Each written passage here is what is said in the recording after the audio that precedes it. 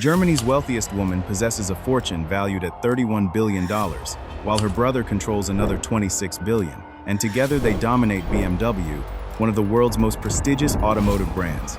Yet something disturbing shadows the family, controlling it. The Quandt dynasty's wealth was constructed on enslaved labor inside Nazi concentration camps. Over 50,000 enslaved workers, systematic torture, execution squads, and facilities with gallows erected directly on production floors. Following the war, while other Nazi businessmen faced prosecution, the Quandts walked free, retaining their factories, capital, and influence. Then they rescued BMW from bankruptcy and evolved into one of Germany's most powerful dynasties. 1945 concluded the Second World War, but not the fortunes it generated. What once powered the Nazi war economy now appears in balance sheets and boardroom decisions.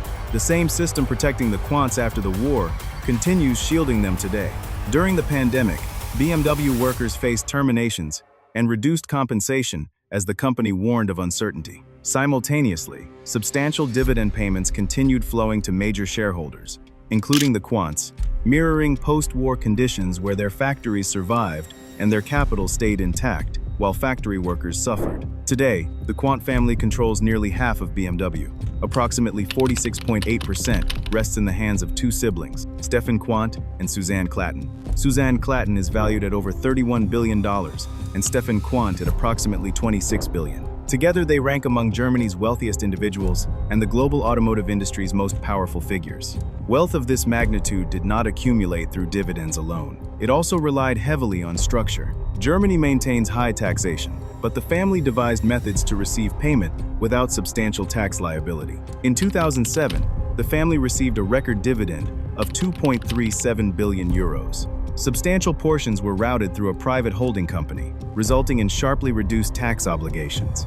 The structure was legal, but controversial.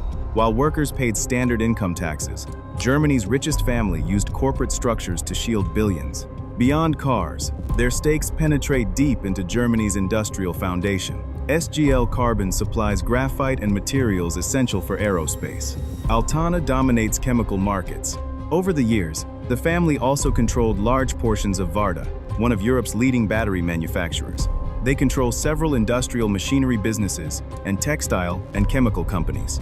Many of these factories were already operating during the Nazi period. The Quandts were among the biggest suppliers of munitions, chemicals, and weapons for the Third Reich. That wartime role laid the groundwork for the Quandt fortune. The emerging business empire was managed by Günther Quandt, father of Herbert and Harald. Günther had been operating long before Hitler assumed power, running a small textile business inherited from his family. Most would be content with a profitable business. He was not. He wanted influence. He grew strategically, acquiring companies others avoided, positioning himself in sectors tied to state demand. By the time the Nazis took control, Quandt's network had become the backbone of German war industry. World War I had been a turning point. His factories provided uniforms and munitions, and he learned war makes money. Quandt saw it clearly. By the 1920s, Günther Quandt was channeling capital into chemicals, batteries, and weapons with a clear eye on Europe's unfolding path. Every investment strengthened the foundations of an empire that would thrive under the storms to come. Quandt prepared systematically. Step by step, he assembled a network of companies that profited most when the world was in crisis. One move stands out. The Quandt family took control of AFA Battery Works, later Varta. Batteries might seem ordinary now, but then they were strategic assets. Submarines ran on them. Military vehicles depended on them. Modern warfare machinery relied on batteries. Quandt recognized the strategic value before anyone else. By 1933, a new era forced Quandt to make his move. As the Nazi Party rose to power, Quandt aligned himself publicly with the new regime. He joined the party and cultivated business relationships with senior leadership. He adjusted his businesses to fit state priorities. That alignment paid off substantially. By 1937, the regime formalized Quandt's role, appointing him War Economy Leader. This title carried weight. It meant access, protection, and influence. More importantly, it placed Quandt inside the industrial core of the Nazi war effort. Family ties and marriages pulled the Quandts even closer to Nazi power's center. Günther Quandt's marriage to Magda had broken down long before Hitler came to power. They had a son, Harald, but the relationship was troubled. Despite the split, they stayed on civil terms, and Quandt continued providing for Magda and their son. A few years later, Magda Ritzel married Joseph Goebbels. Goebbels ran propaganda for the Reich, and stood beside Hitler as one of his closest confidants. Hitler served as best man at his wedding. At this stage, Quant stood among Germany's largest arms manufacturers.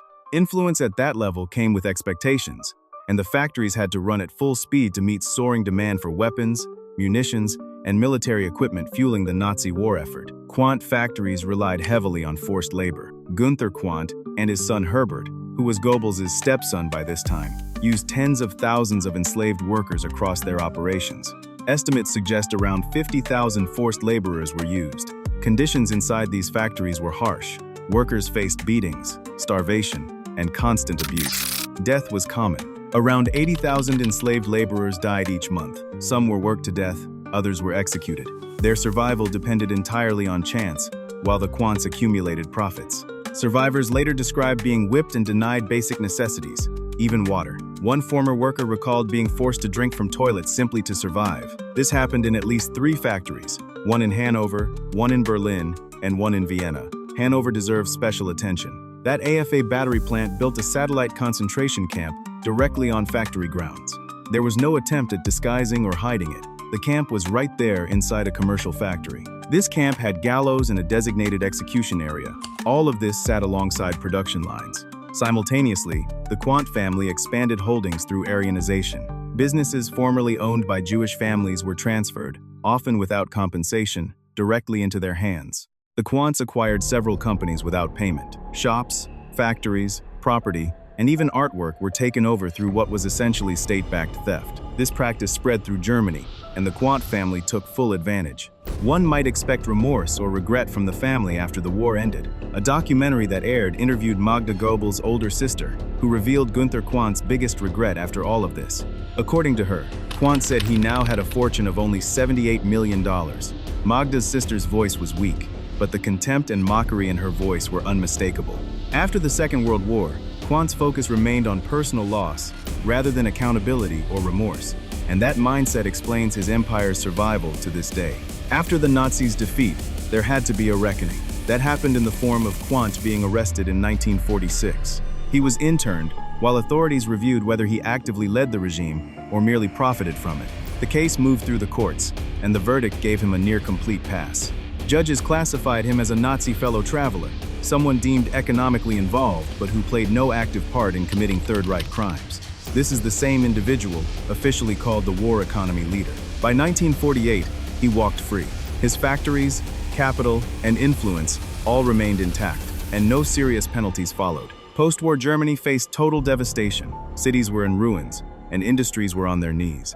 Economic reconstruction needed experienced industrialists, even those with compromised pasts. Former Nazi-linked business leaders like Quandt were quietly reintegrated into the system without resistance.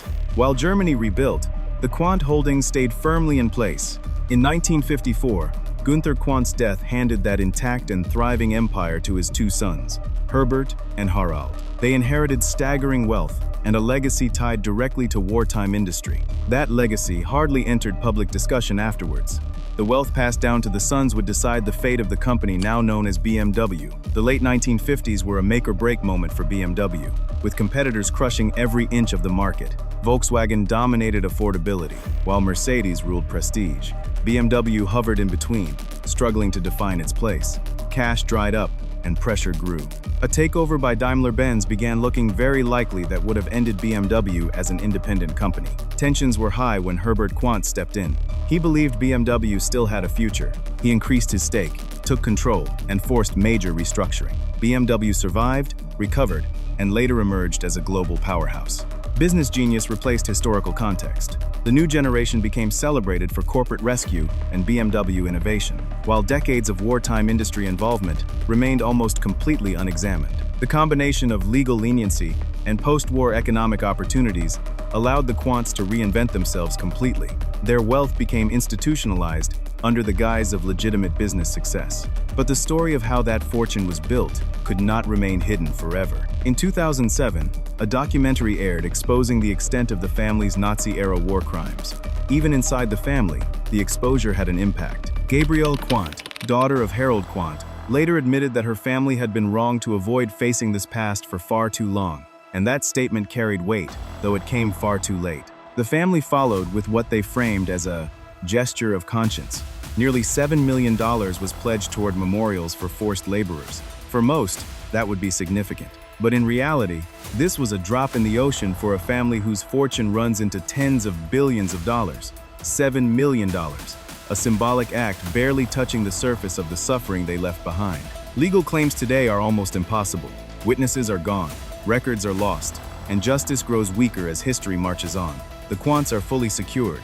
Nothing can be done about it. Global influence is at its peak. Corporate legacies look polished. Meanwhile, those who suffered inside wartime factories received very little reparation.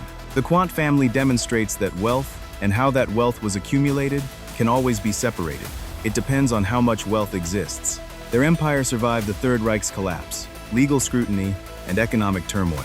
BMW's revival and global success under Herbert Quandt turned that tainted inherited wealth into an industrial dynasty, while decades of forced labor and seized assets were quietly buried in history books. If that account of historical erasure and wealth preservation makes you consider how power shields itself across generations, share it with someone who needs to understand what happens when accountability meets concentrated wealth. And follow along for more stories about the fortunes built on history's darkest